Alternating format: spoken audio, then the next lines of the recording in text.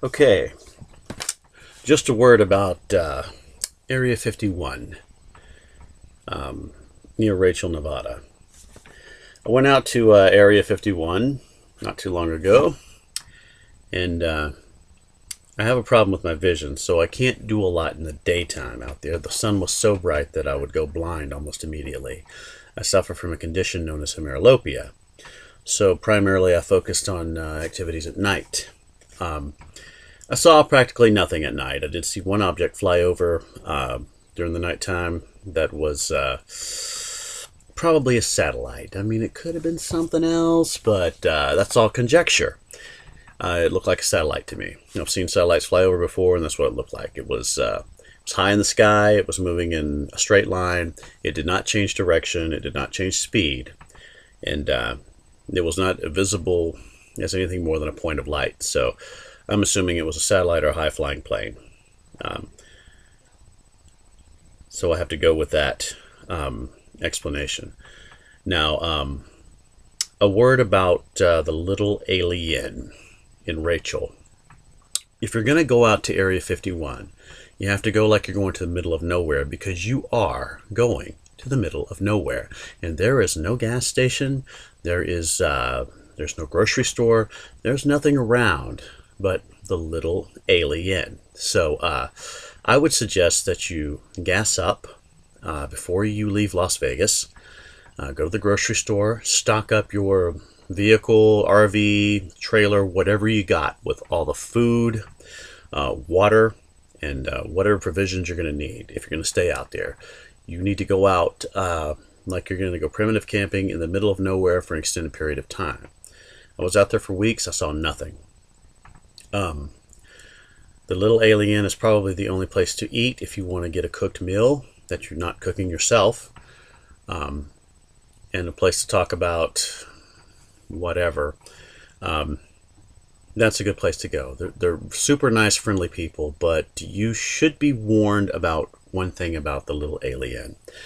Um, One of the ladies that worked there said while I was there, and made no bones about it, that the reason that they exist is because they have a good neighborly relationship with the base, that they are good neighbors. That I quote um, to the test range. So, if there's anything that you're planning on doing, if you're planning on doing anything that could be construed possibly as illegal or maybe as trespassing, don't tell them, because it sounds to me like maybe they're obligated to pick up the phone and tell the guys at the guardhouse at the Nellis test range.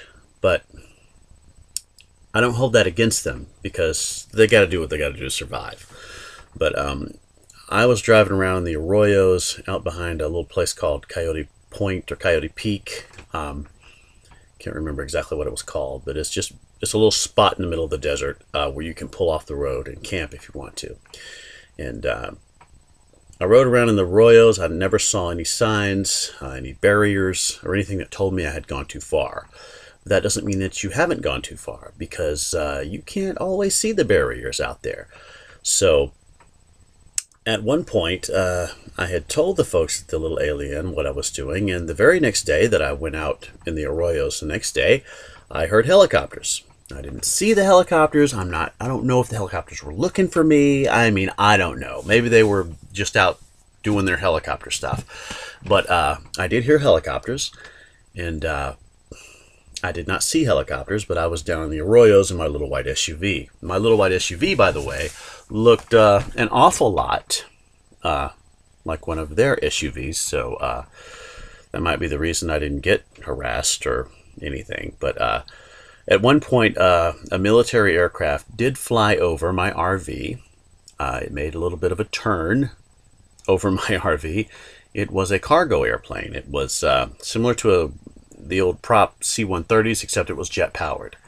And I didn't get any indication that I was a problem there. Maybe they just sent a surveillance bird out to check me out. I don't know. Maybe that was just a plane flying through. You can get paranoid and write whatever you want to into whatever you want. But the truth is, the entire time I was out there, that was the closest thing I saw to any military aircraft. I heard helicopters, but I never saw the helicopters, so I couldn't tell you that there were black helicopters out there or anything like that. I simply just didn't see a whole lot. And to be perfectly honest, I got bored and left. So that was my experience at Area 51. I did see the flyover of what I assume was a satellite. And I would just give advice to anyone who's going out to Area 51, stock up really good before you leave Nevada, because there is nothing out there in Rachel, Nevada, but the little alien. And I would suggest that if you're going to do anything like maybe try to get a little closer to the test range or the runway or whatever, that if you're going to try something like that, and I'm not saying that you should, but if a person were going to do that, probably the last thing in the world you'd want to do is tell anybody at the little alien. And if I were the kind, and I'm not, but if I were the kind of person who was going to go too far out there, then I would avoid the little alien completely.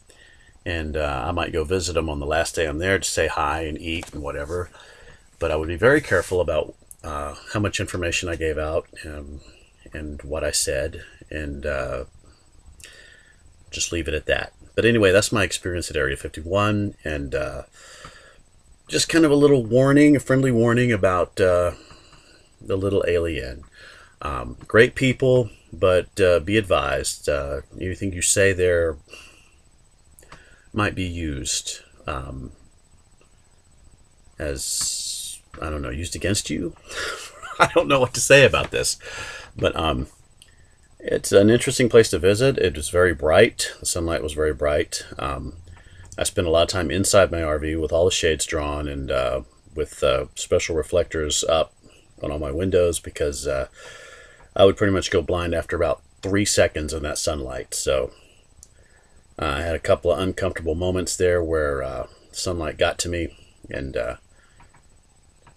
it was pretty scary. But anyway, I deal with the situation. I deal with my health situation the way that I deal with it, and I was able to go out at night and look around, and I was able to drive around at night, and that was when I heard the helicopters. I never saw searchlights from the helicopters. I never